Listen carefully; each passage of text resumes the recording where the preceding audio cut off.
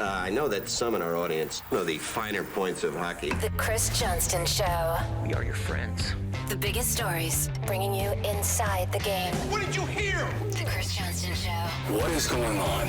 Here's Chris with your host, Julian McKenzie. Part of the game. Siege, we're 2 games into Leafs Bruins. You've just come back from Boston. There's a lot we want to get to through the series. Are you doing okay? How's the travel for you? I know it's early, but it's always good to do a little check-in on Siege. I'm doing well. It was not a long night of sleep after game 2 on Monday, but it's still early in the playoffs. So much like how these games are full of energy and everyone's still got some pop, I've still got some pop, but let's check back in a few weeks' time. It'll be the same as the players. You'll just be run down from the grind of it. I just don't want you to fall asleep on the show. Like, I know you haven't gotten that much sleep. No, that's not going to happen, my man. It was an early flight, but I was far from the only media member on it, and even some of the players' parents were on the flight. So it was an NHL heavy flight at 6:15 a.m. from Boston back to Toronto. The grind doesn't stop for anyone. Anyway, let's get into this series. Let's get into one player in particular who many people, especially in Toronto, are wondering about. William Nylander. Why is he not in this series? Why is he not playing? What's the deal with his injury? What can you tell us about William Nylander right now? Well, I mean, that's being hidden behind lock and key at this point in time. I think it would be something you'd describe as an upper body injury, is my understanding. And I think the reason this is so alarming, I mean, for one, you're talking about a player for a good part of the season that was probably the Leafs' best player. I think in the second half, he was certainly surpassed by Austin Matthews, but he was, key to what they do. He's been a player that's elevated in the playoffs too, when at times his teammates haven't. And then the third part is he played all 82 games this year, including a 2-minute and 25-second shift that went into the final game of the season, into the final minute, of the final game of the season last Wednesday in Tampa. And so it was pretty alarming for him to miss practice Friday, miss game 1 on Saturday, then he misses game 2 on Monday. The good news is we've seen him skate now a couple times, which is clearly a sign that he's working his way back towards being, in the series. From what I've been told, there doesn't seem to be any concern from the Leafs end about him missing, an extended run of time. But every game this time of year matters. And when you're talking about someone who can be a game breaker, if he could get in for game 3, I think it'd be a huge boost to the Leafs, even if he isn't, quite at 100%. You see the way that second game in the series played out, it's just quick moments, right? It's small little breakthroughs that make the difference. I mean, the margin, that game hung on a knife's edge, essentially. It could have gone either way. Austin Matthews and, Max Domi hook up on the big play and the big goal that secures the victory. But, I think getting Nylander back on the power play, just having in a position where, he can help break the puck out and gain the zone, things he does very well, it would be a big benefit to the Leafs. So, bit of a mysterious one. I don't suspect we'll know the exact circumstances of what happened here until Toronto's played its last game. And maybe there's there's a fair bit of gamesmanship going on this series. I don't know if you've noticed, but between Jim Montgomery, who's outright just kind of being goofy about his lineup decisions in terms of how he's describing them or not describing them. Sheldon Keefe's been more direct. He's just not kind of going there, but a fair bit of game playing going on with the reporters when it comes to who's in and who's out in this series so far. Love hearing that, because I just have FOMO, honestly, just sitting in my Calgary apartment watching all of my friends cover the playoffs. So yeah, I would love to be partaking in some gamesmanship right now, listening to whatever coaches have to say about the lineup decisions. Don't mind me. No, but and I don't mind it. I got to say, like, I've seen some commentary out there about it. There's a league in a world where gambling's so prevalent, do they have to, I think it's kind of fun. I think it gives us something to talk about and focus on and add some juice. I mean, even the whole Nylander scenario, right? Like there's a fair bit of mystery shrouded in this one, and then I happened to go stake out the practice rink on Sunday and I got to see him skate for the first time, at least that we know of. I just think that it to me, it adds something. Maybe I've just been around the playoffs so much and I'm accustomed to it, but it really doesn't bother me that much.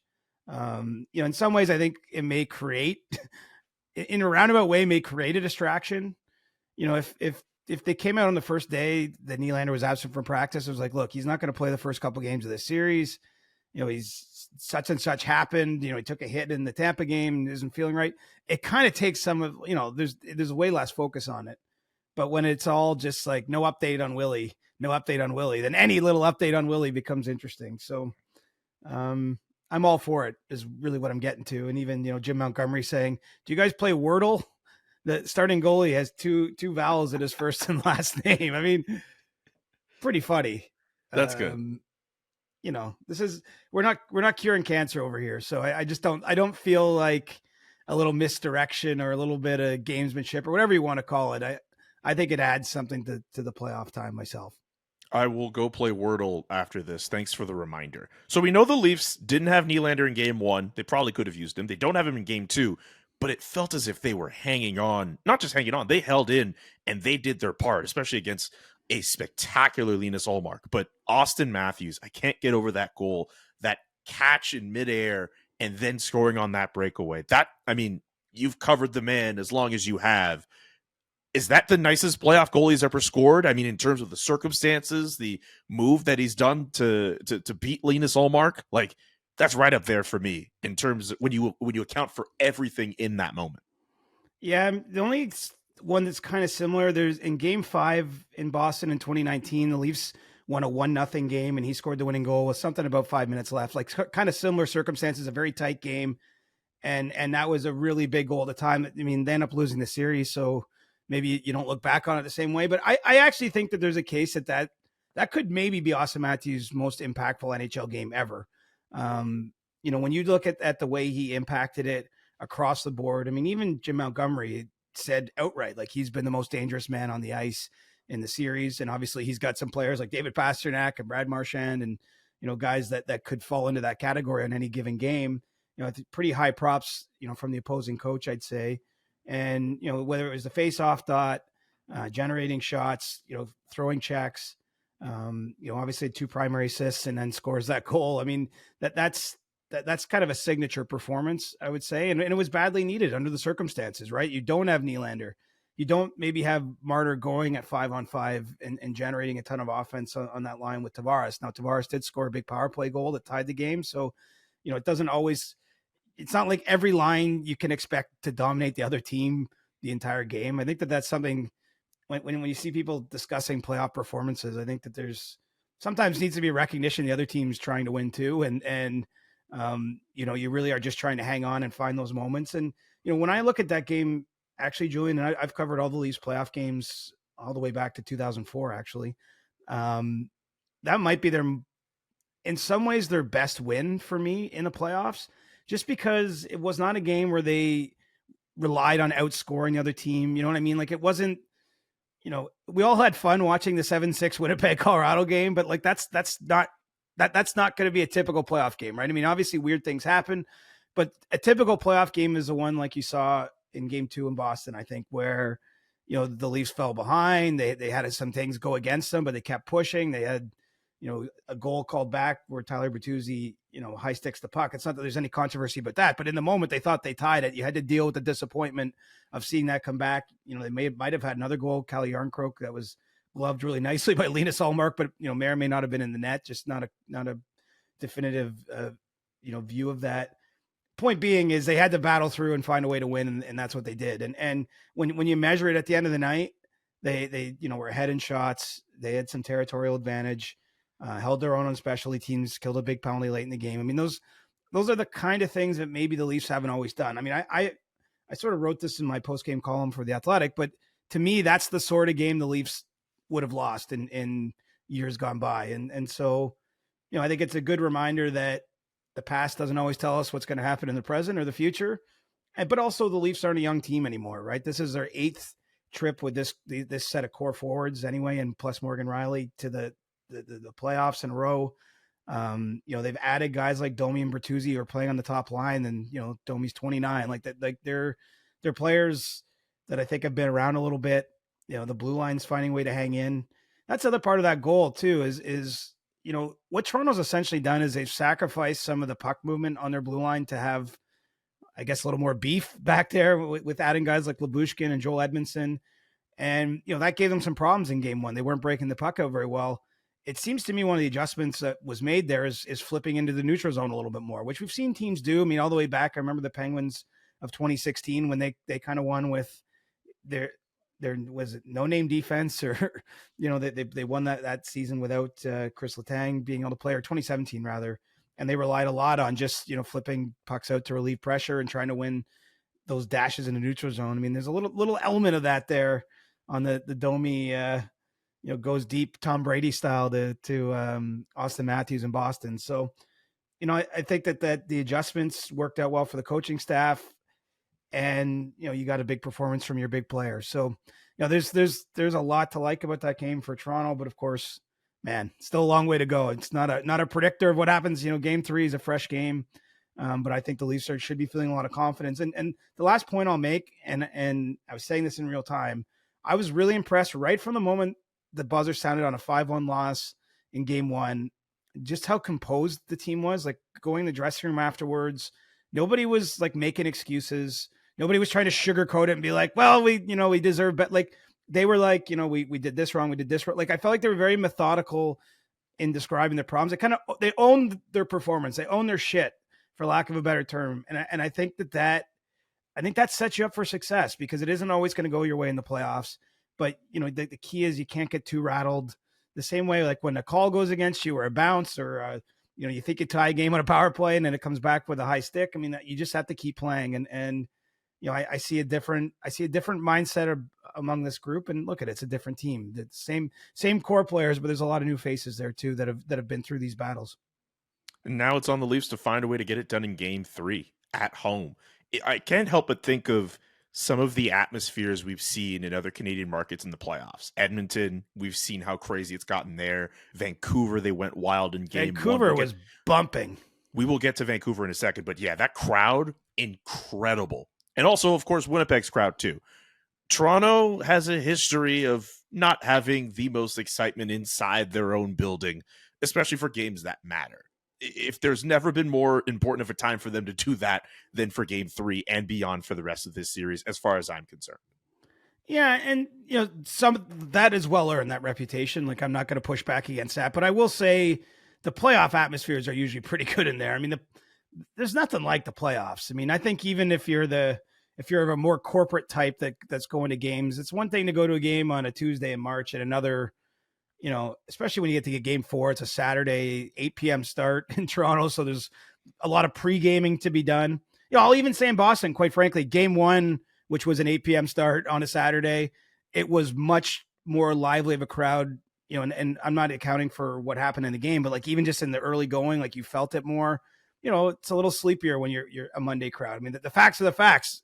A lot of people at that game last night probably had to wake up and go to work today, whereas the ones that attended on Saturday, by and large, were probably having a chance to let loose a little bit and sleep in on Sunday, and there you go. So I don't know that the Leafs, you're right, will necessarily match what we've seen in the other Canadian marketplaces. It's just harder for the real fans to get in the building. I no way around that. The season ticket list for the Leafs, like a lot of people have tickets in their family for like 70 years. Like, it's just, if you don't have one of those connections, or you don't have a lot of money to go to StubHub and drop it on a ticket, it's just hard to get in the building.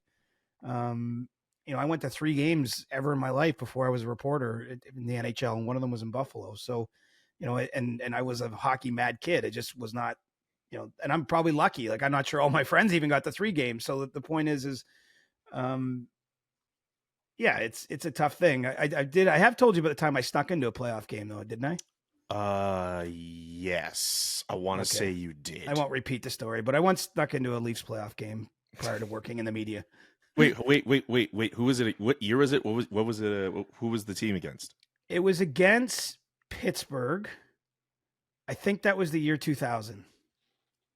I'd have to go back into the archives to remember that story. Second I don't know round why that series. story's not popping back in my head. Maybe you didn't tell this story. I know you got into an MLB All-Star game. You didn't really sneak in, but you got a ticket for that. I got given a ticket to that. But how did you sneak? You tell the story. The story was I played on something called School Reach in high school. It's sort of like a trivia team kind of thing. Like, it's sort of a Jeopardy style game. And my high school was we were in the provincial tournament, which was being held at U of T in Toronto. And we stayed at the U of T dorms. And when I went up there, my dad, I wish I remember the exact money, but my dad's like, oh, the Leafs play. Like, here's some money, go try to get a scalpers ticket. And I don't know if he gave me $60 or $100, whatever it was. Needless to say, when I got to the scalpers, I was light. I did not have whatever the cost of the ticket was. I did not have the ticket. And so I'm just hanging around in what is now Maple Leaf Square. It looked a lot different back in those days. And I watched the first period out front because they had it on the screen. And then at the intermission at that time, people could go outside for cigarette breaks, and there was a door open to the rink, and I just ran for it. I don't know why. I was certainly not a troublemaking kid, but like I almost felt like I had to get in. And then I watched the last two periods from the seats. So which seat? Like, were you sitting in someone's seat? Were you lower standing? bowl. I know I went into the lower bowl. I must have just like found an open seat and. Yeah. Anyway, I do not advise this. And quite honestly, like the way the arena set up now, like I could show you the exact door I went in. Like it wouldn't be possible the way it works today. But at that time, they allowed people to go outside for cigarette breaks into one area. For some reason, it wasn't fenced off or anything. And so they were obviously allowed to re-enter that through that door. And I don't know why the person wasn't there. That would be the security guard, but I just saw the door and saw daylight and just ran. That is a cool story. Now I'm thinking about it, I don't know if you've actually told that story. I think it sounded similar to another one, but that's actually a cool story. I'm worried that now I'm going to show up for Game 3 and my press pass will be revoked because I've admitted to this. I've admitted to this crime of 24 years ago, but no, I think the statute of limitations, all things being equal, I think you should be okay. Can I ask one more Leafs Bruins question? Unless you have other stuff you want to add, what do you think of the battles back and forth between Maroon and Ryan Reeves, just the big rig going up against the heavyweight champ?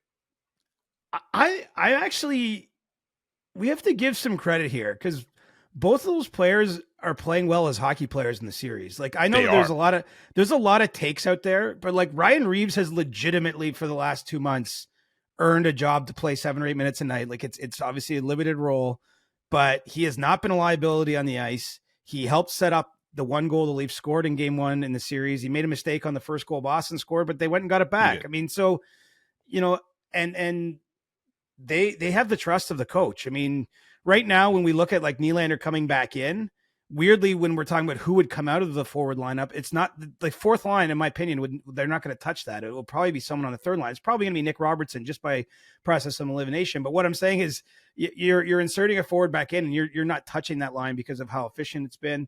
The big rig, it didn't look good for him. He had a back injury when Boston traded for him. I don't know if you saw some viz of him at practice. Like there were times I saw him skating at practice. It looked like, oh man, like he's not going to be able to play, but he's never known for his speed, but he's made a lot of plays in this series, obviously physically imposing guy. He even plays on the power play unit for the Bruins. So, two players that Ryan Reeves has 110 playoff games now in his career. Like it's not a coincidence. Obviously in the regular season, a lot of what he's doing is fighting and things like that. There's not as much fighting that goes on in the playoffs, but he's playing a role and he's playing it well for the Leafs. And if we had this discussion in November, he was already a healthy scratch in November for the Leafs. Like I would have thought by the time the playoffs came, you can't use him, but that would have been the wrong take. So hopefully I didn't say that on one of our early episodes this season. No, I'm not going to fact check you on that, but yeah, man, good job on what your about the coverage Bruins so far this goaltending? Dude, here's the thing. I loved how Linus Ullmark played in Game 2, and I still think the whole alternating between goalies is kind of weird for me, but it looked like it was almost going to work until that Austin Matthews goal was scored in Game 2. It really looked like going back and forth between those two was going to work, but I don't know. Like I've always been the school of that school of thought where if you have a guy, you stick to that guy. But when you have Swayman and Ullmark playing as well as they've been playing all year, I guess I can understand why you go back and forth. But man, imagine if the Bruins were up 2-0 and you all of a sudden have goalies with a win in this series.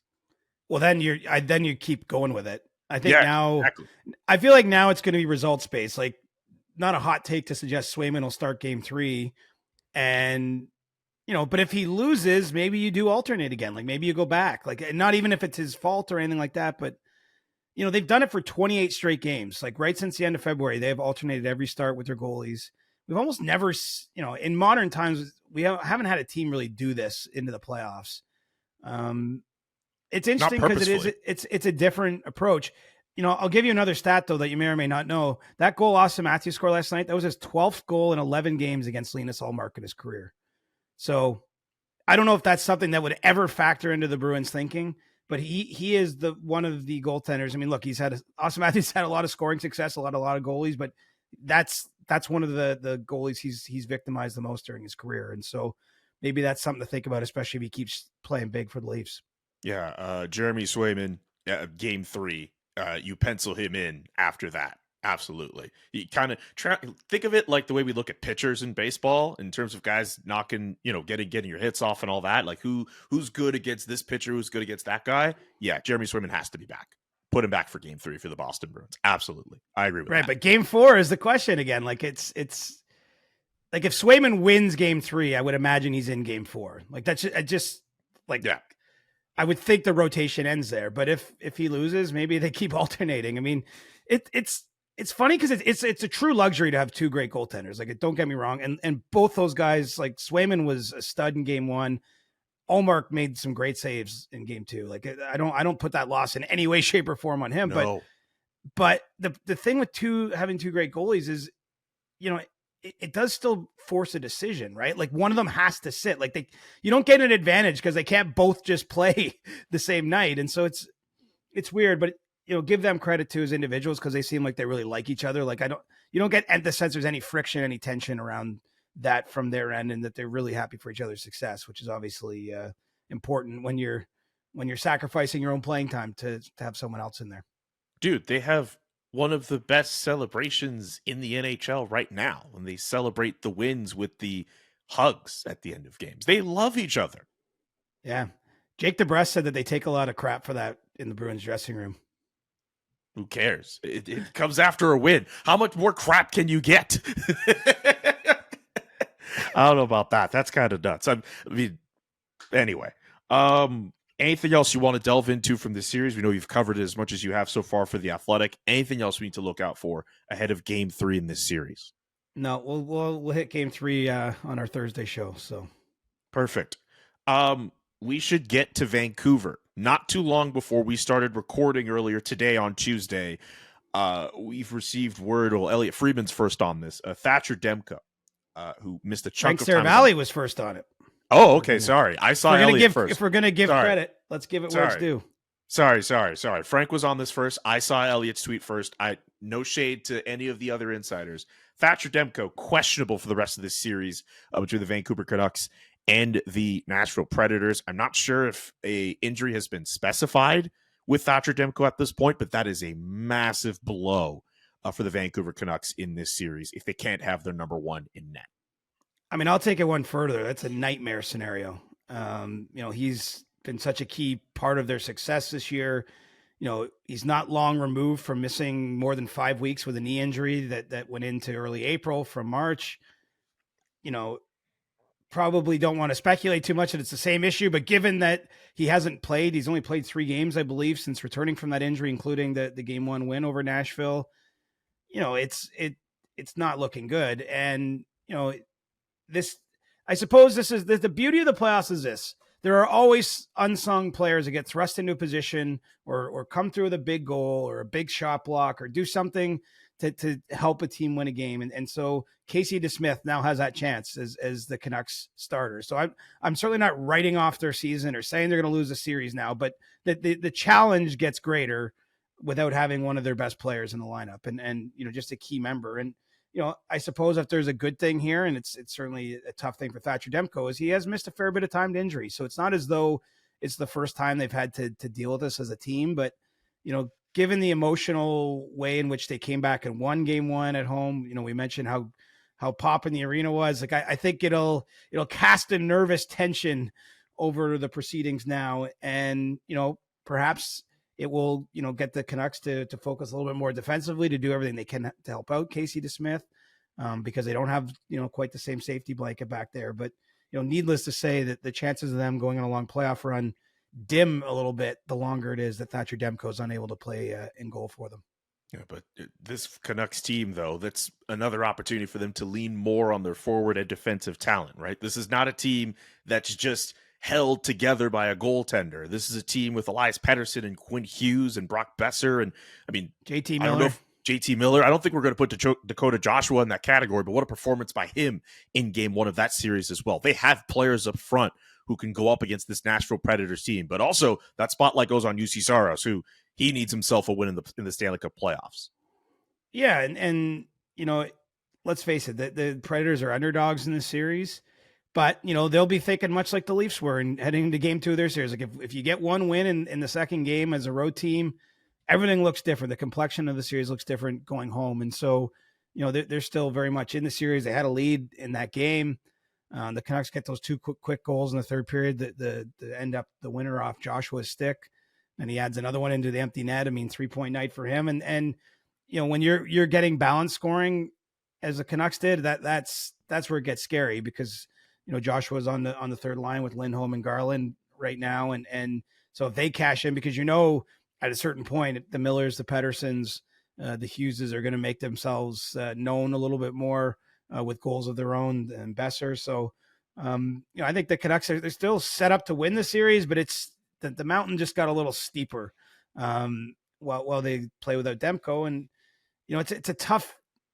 Players play injured in the playoffs all the time. It's a tough thing for a goaltender to do, just frankly. I mean, because the risk as a goaltender is if you're not moving well in your crease, if you're not feeling confident in your positioning, because maybe you're being hampered in terms of your mobility around the net, it's just you could lose a game because of that, right? I mean, it's one thing to have a second line right winger battling through something, you know, the stakes are a little less high in terms of that position potentially costing you a game. So, you know, we're already into that stage of the playoffs where it's like, could Nylander go? Should he go? Should he play at 50% or 70%? And I just think with a goaltender, it's much harder to do that. And so, you know, if Demko's not healthy enough to play game 2 and there's questions about the rest of the series, I mean, questions about the rest of his season because we don't know how many games the Canucks have left. I don't want to get too ahead here, but could you imagine a scenario where, let's say Vancouver, they find a way to get through a series without Thatcher Demko for however long he can't play, and then the Edmonton Oilers are on the other side of that door in round 2? Did you see how they played in game 1 against the Kings? Oh, I've thought Racetrack. about that. I've thought about that. Oof, jeez. It's I mean, it's a bit of pretty dream start for anyone cheering for the Canadian teams in this playoffs. You know, there is a world that 4 teams could make it to the second round, which would be half of the 8 teams remaining at that point. So that's not a prediction. This again, all these series. I mean, Toronto, Boston, like it already feels like a 7-game series to me. Like, and then you get down to the last game, it's going to be at TD Garden if that's what happens. You know, that's a tough scenario to go in there and win. You know, Colorado, I know the goaltending questions are real, and producer Drew is on the other side of the mics here today.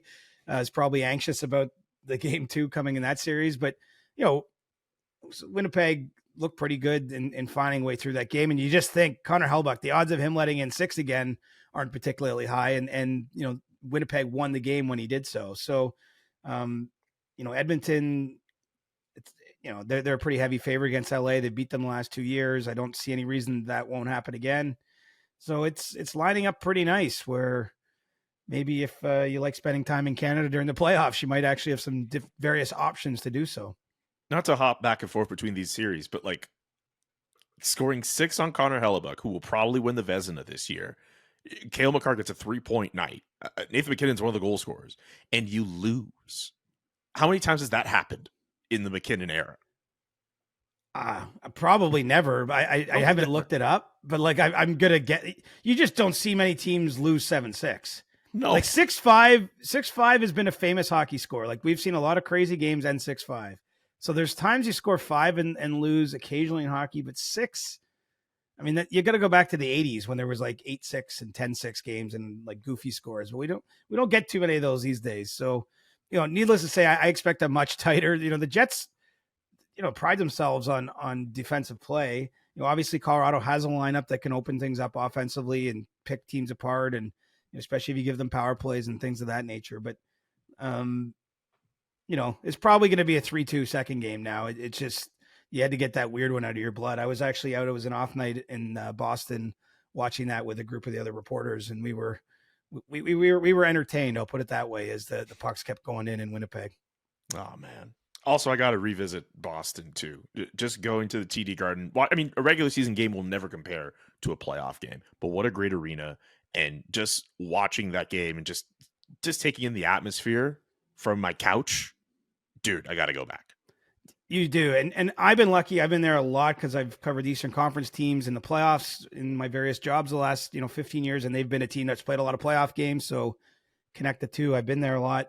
What I like most about it is the game presentation is not overdone in any way. Like, it's not full of like crazy produced videos. Like, they just like basically crank up the rock music. They replay the big hits on the board and the crowd just goes bananas. Like it's almost like simple. And I mean that as a compliment for creating an atmosphere for a game. And so I think sometimes like some game presentations, it's like too much of the video, too slick. I think you have to remember, really, people want to have a good time. They want to, there's a real feeling in that building. This episode of the Chris Johnston Show is brought to you by Shady Rays. Get ready for the season ahead with quality shades built to last. Our friends at Shady Rays have you covered with premium polarized shades that won't break the bank. I just want to say, by the way, this is not in the script at all. Still love these. These are incredible. Shady Rays is an independent sunglasses company offering a world-class product rated 5 stars by over 300,000 people. Their shades have durable frames and crystal clear optics, making them the perfect choice for all outdoor adventures. Plus, if your shades ever go missing or they take an unexpected hit, do not sweat it. They have the most insane protection in all of eyewear. Every pair is backed by lost or broken replacements. And if you don't love your shades, you can exchange them for a new pair or return them worry-free within 30 days. There's no risk when you shop. Their team always has your back with personal and fast support. Go to ShadyRays.com right now and use code Johnston for 50% off 2 or more pairs of polarized sunglasses. Johnston, that's the code. 2 or more pairs of polarized sunglasses, 50% off. All you have to do is use that code Johnston when you hit up ShadyRays.com. This episode of the Chris Johnston Show is brought to you by Shopify. Name some dynamic teammates who have gotten it done together. Gronk and Brady, they come to mind. Pippen and Jordan, Venus and Serena. What about the perfect teammates when it comes to growing your business? That's you and Shopify. Shopify is the global commerce platform that helps you sell at every stage of your business. From the launch your online shop stage to the first real life store stage, all the way to, did we just hit 1 million orders stage? Shopify is there to help you grow, and they help you turn browsers into buyers with the internet's best converting checkout, up to 36% better compared to other leading commerce platforms. So many great tools, so many great resources available to you. All you have to do is use Shopify. And if you want to use it, sign up now for a $1 per month trial period at shopify.com/Johnston, all lowercase. Shopify.com/Johnston. Siege, we should probably talk about the Edmonton LA series. I know I kind of touched off on it with how much of a crazy game 1 was, but it's Zach Hyman getting himself a hat trick. Connor McDavid 5 points as well. The Oilers look really, really good. I know it's 1 game, but they look really good. Wow, what an emphatic start, right? And, for a team by the sport logic numbers or the underlying numbers that the teams gets, someone who works said like they've never seen the kind of numbers the Oilers have just in terms of how far they outpace in some of the offensive categories, the other even top teams in the league. Shows through on the scoreboard on a night like that. And don't know where all the Hyman haters are at, but after a pretty impressive regular season to start with a hat trick, and if you look back, like he has been a consistent producer in Edmonton in the playoffs. He's scored a lot of goals for that team since signing his big free agent contract there. McDavid doing his thing.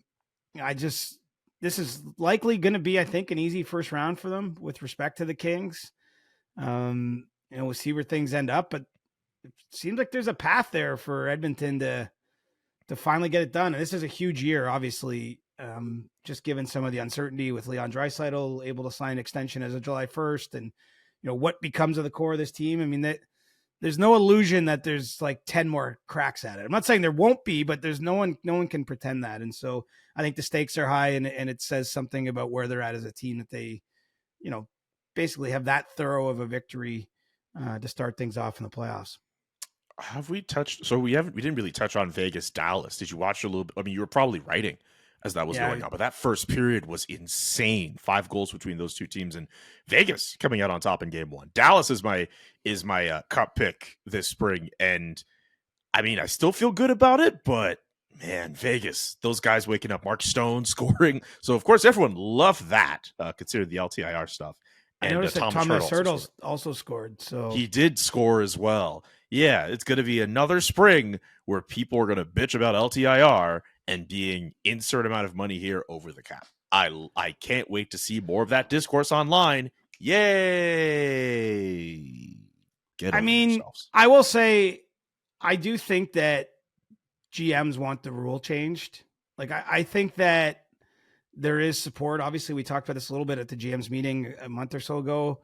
I think it has to be collectively bargained. So I don't know what timeline you look at. It might not be until 2026 when the next CBA gets done.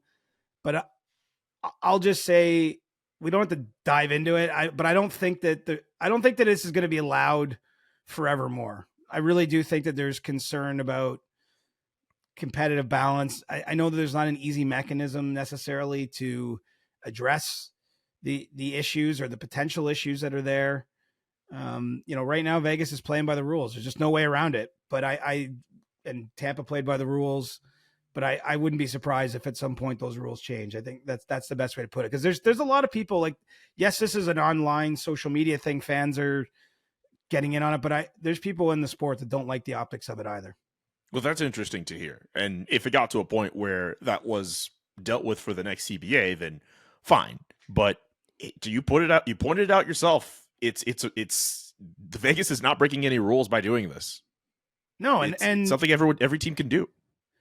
And not every team does, and not everyone manages their cap this way, and not everyone has a captain that misses the last month of the season and is ready to go on the first day of the playoffs every year either. So yeah, that's true. Like, kind of weird. But there is great injuries. Like, I have to say, like, even at the top of the show, we were talking about William Nylander, and I was like, why didn't they just come out and say he's going to miss 2 games? Well, because maybe they didn't know that. Because, especially when you get to games this important, players do play through stuff, or maybe, the timelines get accelerated. So I don't know that it's all puppet strings and conspiracy theories, but I think that I could see more mechanisms being put in place to ensure that couldn't happen. And it's not just Vegas. I mean, there's a whole bunch of teams in LTIR entering the playoffs. So, they're far from the only one. And they're just, they take on a little bit of the evil empire kind of vibe, right? It's just been good ever since they entered the league. They make every big trade and every big free agent signing, and they do everything they can to win. That's exactly what, if you are a fan of a team, you want your organization being run like that, I think. But if you're not a fan, shouldn't fans be mad at their own teams and not Vegas for being more cautious or not mimicking some of the behavior? Something like that.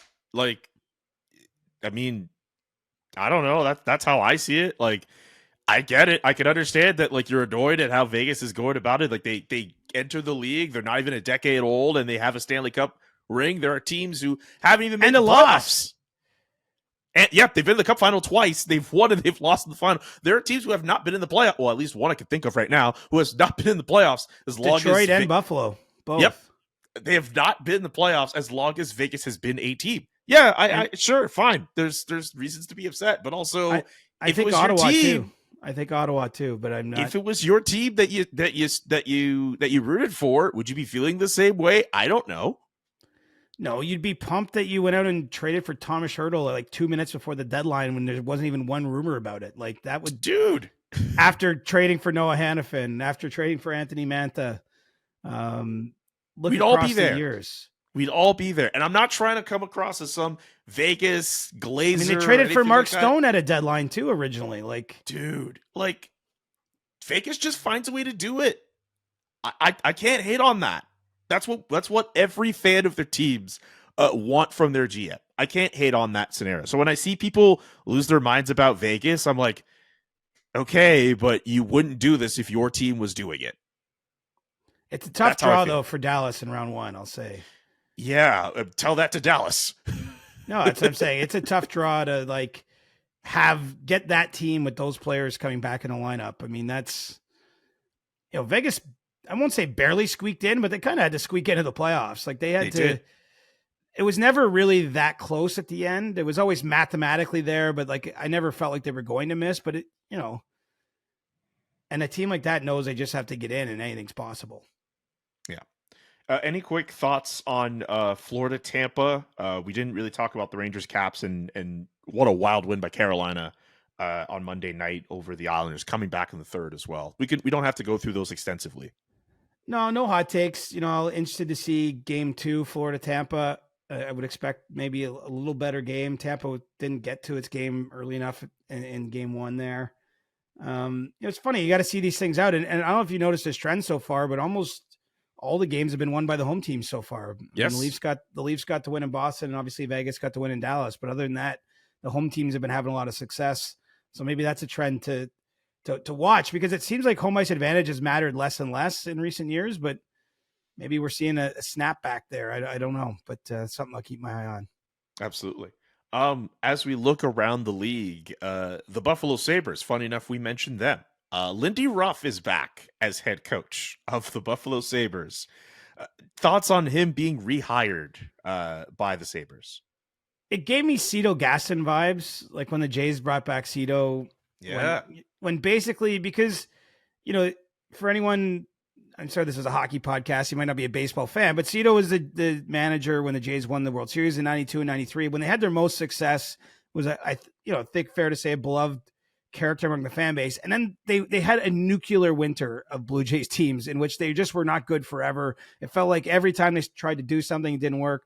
And so by bringing Cito back, it was almost just like half PR move, half trying to summon the good vibes of the old days. Like that's kind of what it feels like. Now, that's not entirely fair to Lindy Ruff, because when you look at it, New Jersey had a pretty fine season last year, and he was their head coach, and it wasn't one that a lot of people expected. And so I think that I still think there's a case to say Lindy Ruff is a good coach, but it just sort of feels like this was in the air from the minute they fired Don Granato.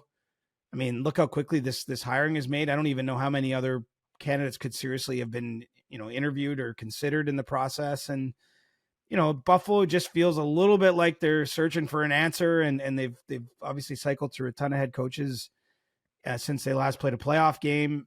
And, this feels like it really does to me kind of like give off the sense of they're trying to recreate some magic, or, I think that they have a PR or they have a potential fan issue there, right? I mean, great hockey city, passionate hockey fans, but I think people are tuning out because, it's been the same old story. And, at least last season they played into the final week of the year where, the games had consequences where in theory they could have made the playoffs. They fell just short. This year was another year that they were basically eliminated with a month to go. And so, I think that this is obviously it's done. Kevin Adams went out of his way to say, like, this is not just nostalgia. This is about winning now. But I still feel like there's an element of goodwill that they're trying to rebuild with a fan base that's been kicked in the crotch for about 15 straight years. Can you think of a time where rehiring a coach has worked recently in the NHL? You could think of guys who've been rehired. Michel Therrien and Claude Julien have both had 2 stints coaching the Montreal Canadiens. Daryl Sutter has had 2 stints coaching the Calgary Flames. I'm trying to think of some other names. Paul Maurice in Carolina went back. Paul Maurice, yes, he did. Who else actually? But none of those guys ended up winning the second time around. It's hard. It's hard. I mean, the circumstances that they left have changed, right? And Lindy Ruff was a coach for a long time in Buffalo. That team kind of grew up together.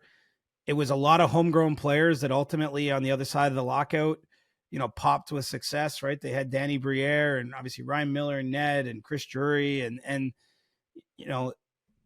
Brian Campbell. Like they had a lot of players that kind of came up through their organization. And, now it's just a different set of circumstances. Not to say it can't work. I understand at a time to me when there's maybe more, like you got Craig Berube just sitting there, for example. I just wonder if they're blinded by this idea of the past a little bit. Like, look at part of sports. You know my saying, Julian. You're selling winning or you're selling hope. Selling hope. They haven't been selling winning Buffalo for so long. It's hard to sell hope because people are like, yeah, we've heard this story. Like, they've had all those first overall picks over the years, right? And even the second overall pick got Sam Reinhart. Well, guess what? Sam Reinhart's best season is like a few years removed from Buffalo this year, and he's over 50 goals and scores in Florida's opener of the playoffs. Like, I just think that they're trying to do two things at the same time.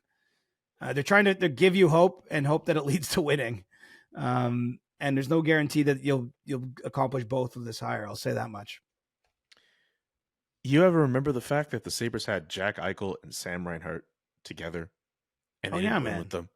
God. And they drafted, Rasmus Dahlin, Owen Power, number 1. Like, they've had a lot of high draft picks. This is the danger of the full rebuild, like the total tear it to the studs rebuild. I hate to be a broken record, but it's not the way to go. Like, if you're thinking that as a fan, like, and I get you're frustrated, like, this is the counter argument, is that you can still get all those picks and there's just not enough infrastructure and organization for them to scale up together.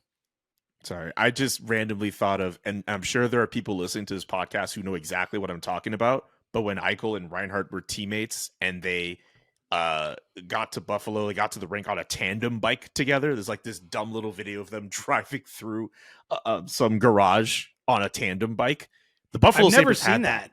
You've never seen that? Would you ride a tandem bike with me? Yes. Okay, because I've never ridden one, but I would like that. I've never done that, but I absolutely would. I feel like of anyone at the SDPN, I would feel the most safe and secure riding a tandem bike with you. I love that. We should get you to Toronto this summer, and we'll do it. We'll get lots of video. We can use it for like the opening of next year's show. I don't know if you want to give producer Drew too many ideas. Julian and CJ just like cruising around on a tandem bike. Something for season 4 next year? Season 4, brother. Oh my God. Okay. Well, that's all the endorsement I need. Anyway, are you ready for Ask CJ? You ready for the time of the week where we get you to answer a bunch of questions? Yes. Let's do it. Let's do it. From Undrafted Hockey Fan, where's the video of Chris and Julian's playoff brackets and winners? I didn't do one. I don't know if you were supposed to do one, but like, do you remember your bracket offhand? Did you make a bracket? I didn't make a bracket. Okay, but you picked the Oilers.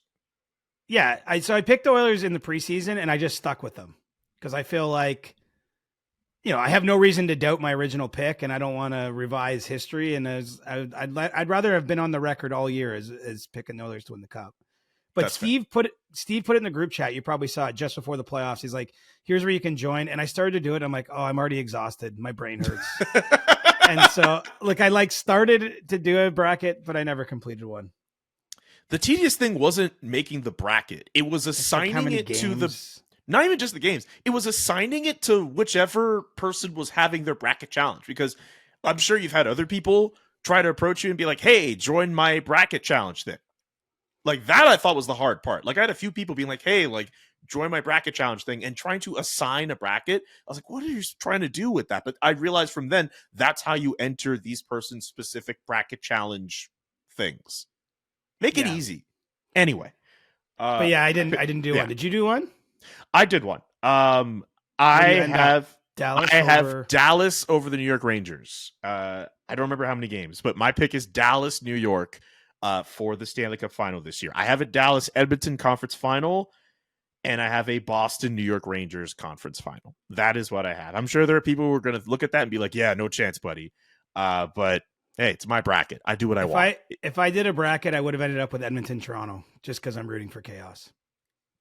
Do you realize that Edmonton, Toronto would be like, I don't know. I'd have to take shelter somewhere. I don't know how that would go. It would be chaos. It would be pandemonium across this country.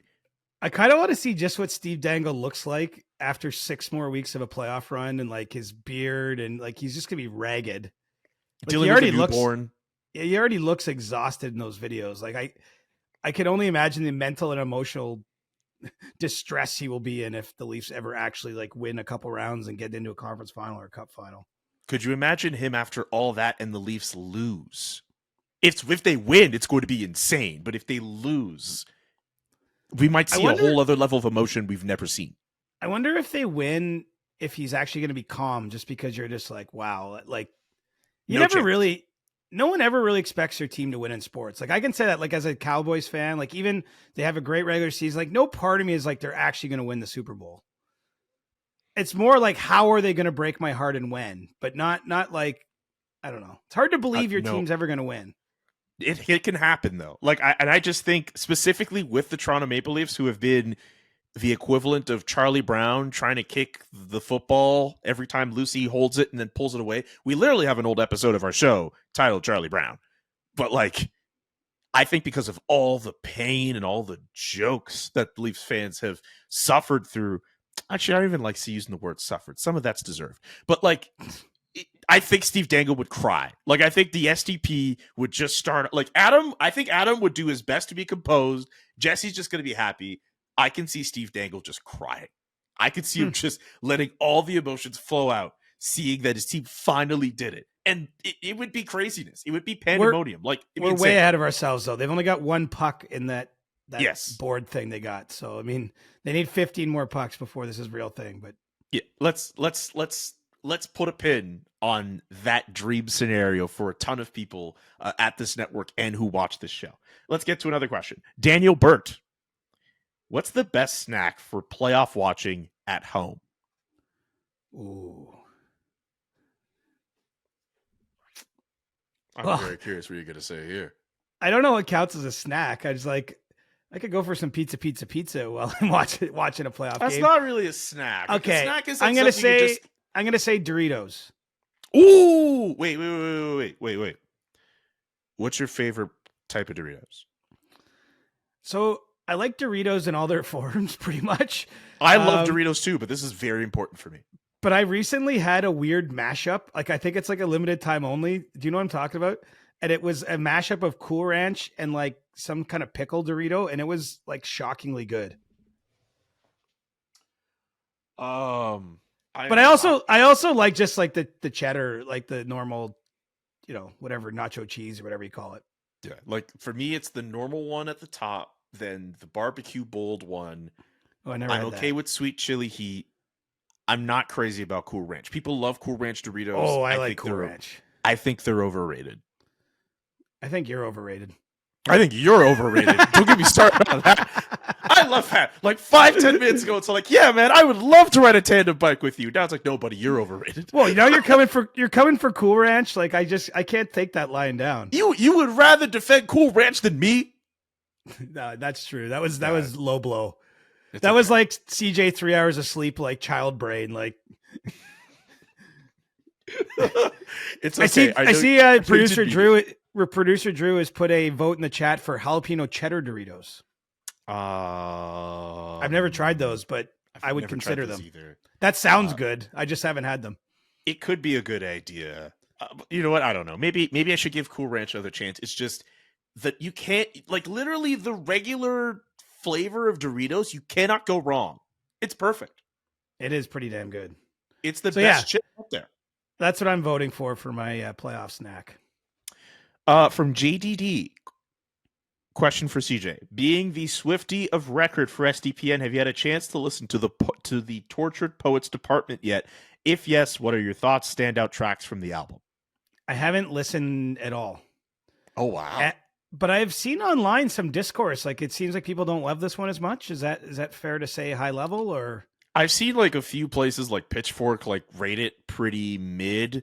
There's like a few lyrics that people are talking about as well. Something about and don't come for me, Swifties. I'm just going off what I remember here. Some lyric about how she would imagine herself like if she could go back in time, she could go back to the 1830s where there were no racists. Like what is like really? But I will give it a listen. I haven't had a chance yet because of the playoffs, and I didn't want to. It sounds weird, but like when I go for like the time I would have done it was when I went on my runs in Boston. Yeah. But I don't like listening to like music I haven't heard before on a run because I feel like it might distract me or something. Like I just like listening to stuff I know that I like. If that makes sense. Do you have a playlist? No, I often listen to podcasts, although it's weird. Every run in Boston, I don't know why, I just was in a music mood. So I was like listening to like Noah Kahn or, whatever, just something that I had like 3 great runs in Boston. What a city, man. Like they have those trails along the Charles River, and it's like all, it's a great vibe, like university campuses all around there. Like I think it was Sunday morning I was out, and there's like some rowing competition between the universities, like on the river, and like all these students, like, I don't know, just like, I think I was like running faster because everyone around me was like young and fit. So like, I felt like I had to like push it a little harder or something. You're youngish and fit. Not like, some of the 20-year-olds you see out there for a jog are like 130 pounds. And I'm talking like men. Like, it's like, damn, I can't compete with that. Like 0.0% body fat. Jeez. Yeah. Did you see Zdeno Chara, by the way, ran the Boston Marathon and then the London Marathon 6 days later? That's insane. It actually is nuts. I'm telling you, it's crazy. I mean, good for him. I'm not second guessing him, but like, he has run so many marathons in such a short period of time. Like, that's like just completing a marathon, even when you've run and when you've trained, like that's hard, or that's like an accomplishment. And then he's like, oh, I'll just fly across the pond and run another one 6 days later. Anyway. Okay. I got time, I think, for one more question, and I want your pick. Mm-hmm. Would you rather answer a question about Utah/Arizona? Would you rather answer a question about top 5 NHL mascots, or a roster swap question? No to mascots. You choose between the other two. I don't have any hot. I mean, SJ Sharkey's my guy. Yes, he is. But I don't have a lot of hot takes other than that. I would have just said UP for that question as number 1. I'm going to say, you know what? I'll pick you can just do both. I'll be quick. That's fair. I'll give you these two then.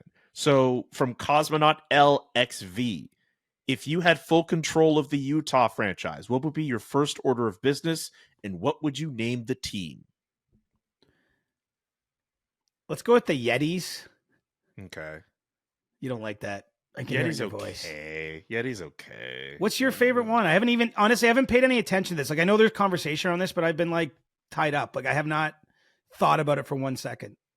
I'm going to the ECHL franchise, and I'm buying the name Grizzlies. I'm buying Grizzlies. I think that's the best possible name. Yeah, I mean, I did see that Ryan Smith said he wants to incorporate something like what the Jazz have. Like, he wants mountains and stuff. Like, Grizzlies. Like, I feel like there's some synergy there. That would be good. I would also take, I don't know if it's going to be yours.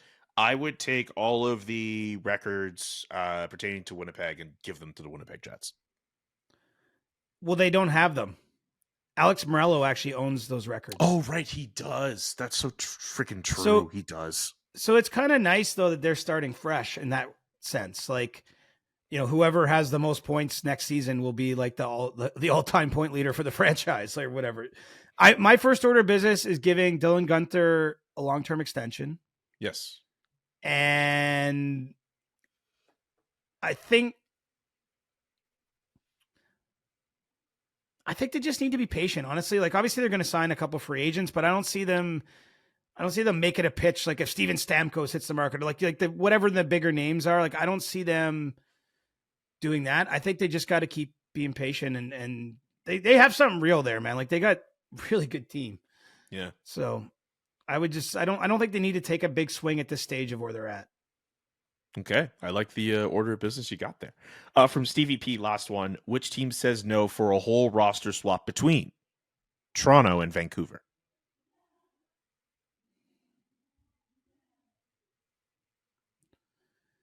You're thinking Vancouver.